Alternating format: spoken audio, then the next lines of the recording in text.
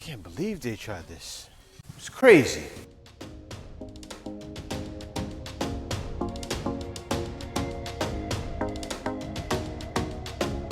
This here was crazy. Don't let it happen to you guys. Let's get into it.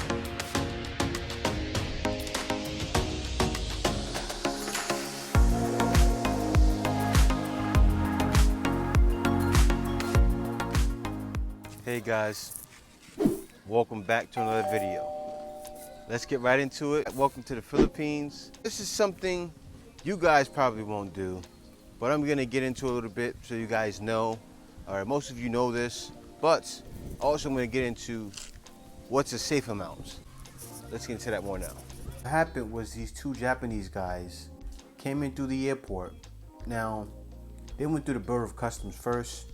They reported to the BI that these men came in and didn't declare the 100 million, I think it was what, 100 million yen, which is like 44.8 million pesos, it said. Pretty much almost $1 million. And I don't know, I just find it hard to believe that these guys thought they could really smuggle it in. I mean, it was smuggling in for the fact when they walked past the Bureau of Customs, didn't declare it, and then went to, because they let immigration know, they let the Bureau of Immigration know, you know, these guys didn't declare the money to look out for them. So them getting past customs and then going to the Bureau of Immigration, they thought they was going scot-free. But so that's what makes it smuggling at that point. Now, the thing is, I'm not sure what these guys could have been thinking. I mean, it's 2022. You have to think these countries are going to be aware. Now, if they can detect, a lot of times, I'm not saying they're going to find it 100% of the time, but if most of the time they can detect weapons, even can detect drugs somewhat in these scanners. Of course, also they have dogs. There's so many ways they can detect certain things. They have ways to check for certain things, especially for tons of money. 100 million yen, imagine what that would look like, 100 million of that. Carrying that in a bag, they're definitely going to figure it out. Just for my guys that are looking to come into the country, declare your money. Declare your money. If you want to come, if you're a cash guy and you want to come with that much money, declare it in cash. Declare the cash. Not only that, guys, what happened was while these guys were at the airport, right, the BOC officers nearly figured in a standoff with 6 people in civilian clothes who reportedly introduced themselves as operatives of the Criminal Investigation and Detection Group. And they allegedly tried to rescue the Japanese. So what happened probably was, you know, these were their people. They were involved with it. They were trying to smuggle it into the country. And so that's what makes it a big thing, because it's like, oh, wait a minute. Why are these other guys trying to help you? Okay, so, and then also, not only that, the CIDG denied it. They said that none of their personnel was at the airport that day. And it happened on a Tuesday night. They said none of us was at the airport, so I don't know what that was. So imagine if they would have felt for it. You know, these things happen. It could have been a syndicate of somewhat. It could have been an organization that was trying to get in the country and smuggle money in for some reason. People have gotten away with it back in the 80s, 90s, you know, maybe even, who knows, beginning of the 2000s. But for this to happen now, and to think you're going to get away with it now, it's just not going to make any sense to me. So it shows here that apart from the criminal and administrative charges, that they're also facing getting deported. Of course, they're facing deportation cases from the Bureau of Immigration. And it was recommended that the case may be initiated against them. So their legal team is looking into the case, and if they're found undesirable, they'll be deported and blacklisted.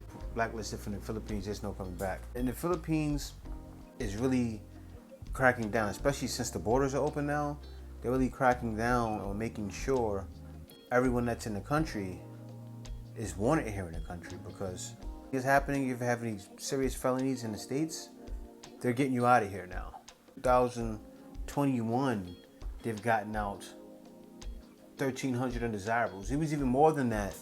It was even more than that in 2020. I believe in 2020 it said it was like around 3,000 people. But last year they got out around 1,300. So could you only imagine this year, 2022 coming in, the country just opened in February. there's going to be so many people that are going to be cut out of the Philippines. Maybe not this year, who knows? I'm sure it may happen this year. They're looking for everything, so you definitely want to be careful and tread lightly when in the Philippines. And what I mean, I'm not saying to come here and have fun. I'm telling you, Philippines is safe. If you're a guy over here and you have everything right, you're doing everything correct, you're fine, okay? I say it all the time in videos. I've even said it even more most recently, that you're in the Philippines, most of the time, you're not gonna find any problems with danger. Most of the time, you may not even find problems with women. You know, things could happen, but that's not gonna happen to you for the most part. You know, women here are very caring, okay? Women here, if they're looking for a foreigner, they're looking for a serious relationship. So you can have those very few that are gonna scam you, but then for the most part, it's not gonna happen. For the most part, Filipinos are good girls. If anybody's done wrong by a Filipina, I know back in the day you guys may have seen certain vloggers who had like the MGTOW claim, oh, I'm MGTOW, and you know, Filipinas are all, and something wrong had happened to them, they blame it on every Filipina. Because it happened to them with maybe 3 Filipinas, or maybe they set themselves up the wrong way, you know, they blame all of them. For the most part though, Filipinas are good girls. But be careful. Keep your eyes open. The next video I'm actually going to put up is going to explain why you need to keep your eyes open, because even though it's a great place, just don't get caught sleeping. But guys, I'm telling you, being in the Philippines, you're going to have the time of your life. Since me being here, I love the Philippines now. This is my home. I mean, why would I become a permanent resident here, right? If it was bad. So, Philippines is a great place. It's my home now, and it's just not all sunshine and roses. And that's facts. But for the most part, it's good. I wouldn't be living here. It's good. Cost of living is good. Everything is good.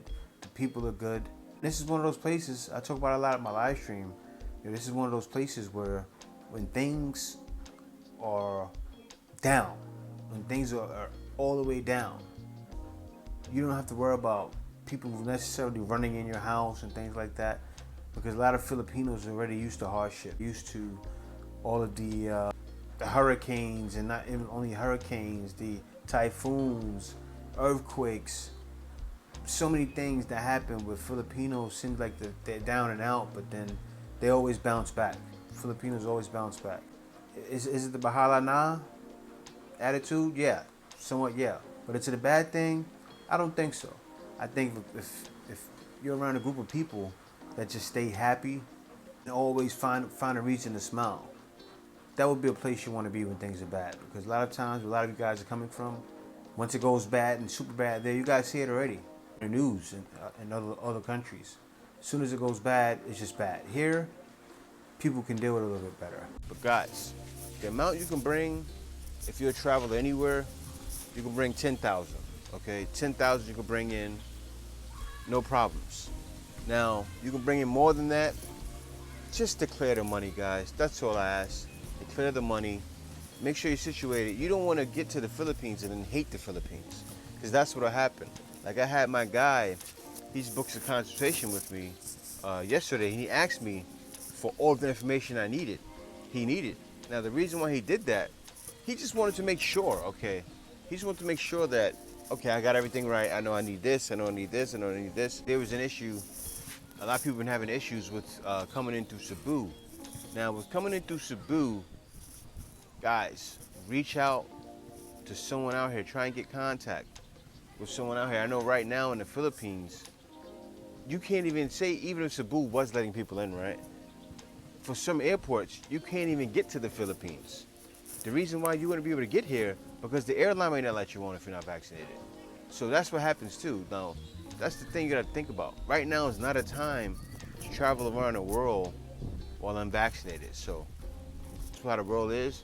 Maybe next year you can do that. You can come into the Philippines, no problem, and even get past your airline, because the airline may never let you on. So even if Philippines was letting you in, which I don't think they are, I know for sure they're not in Manila. I know for sure they're probably not in Cebu too. From what I'm hearing, the reports I'm hearing, it's not happening. Before you go anywhere in the world, make sure you get all of the information needed before you get there. Meaning, if you even see something in a video, double check after that. You have to fact check. Because right now you're traveling. You don't want to get to somewhere or even get in a situation where you're offloaded because you didn't check on your own. Okay, that's the one thing you have to do. Guys, also, if you like my content, you know, you can buy me a coffee at buymeacoffee.com/JTBF. With that being said, guys, thanks for watching. See you next video.